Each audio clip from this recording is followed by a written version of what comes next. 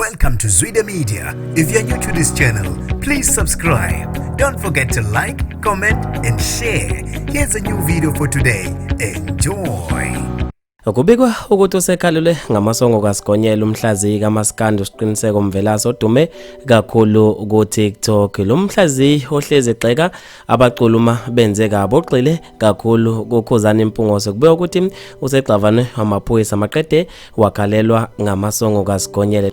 Lezi ndaba ezimangaza abaningi ziveza uThibela Mpungose eziguleni zokuxhumana uthe uxavunwe amaphoyisa amthatha ayomvalela obebhizi negama lika Khuzani ku TikTok usiqiniseko wabesethi #angidlali nezingano. Ngokwezintolo kusolakala ukuthi usiqiniseko uvulelwe uKhuzani noma uThibela icala le defamation of character, kanti ke namanje akazi ukuthi ngabe yini icala avulelwe lona. Abantu babe nokuphawula kwahlukahlukene khona lapha ezigundleni zokuxhumana. Usifiso Buthelezi uthe kuba njalo uma ulwa nomuntu onobunkulunkulu.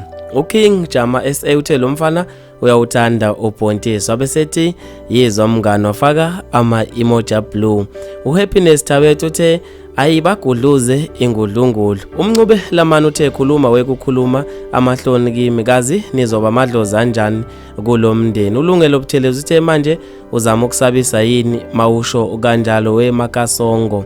Bafethu maningi ama-comment ngizofisa mina ukuze ukuphawula kwakho ngalolu daba khona lapha kwi-comment section. Mina nje ngitathela YouTube sengiphuma kanje ngithi awungibambe evidweni elandelayo.